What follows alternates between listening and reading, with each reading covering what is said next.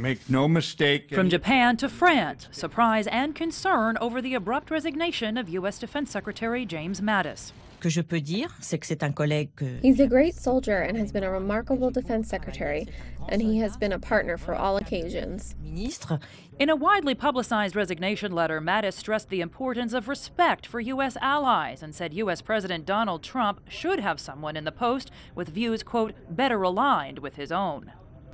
Over his 2-year tenure as defense chief, General Mattis did disagree from time to time with President Trump, including on how many U.S. troops to send to the southern border to guard against migrant caravans coming into the United States, or how to implement Trump's ban on transgendered soldiers serving in the U.S. military. But it does appear that Trump's decision to withdraw U.S. forces from Syria was a difference that Mattis simply could not overcome.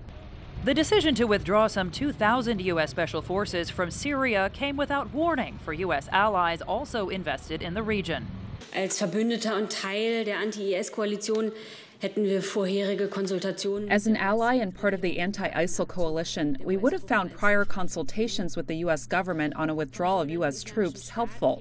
In the view of the federal government, the so-called Islamic State continues to pose a threat, even if the terrorist organizations have lost large parts of the territory they previously controlled.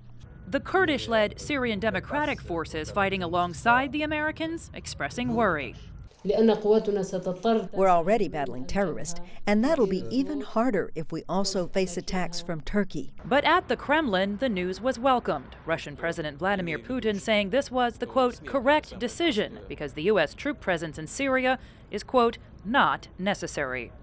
Jessica Stone, CGTN, Washington.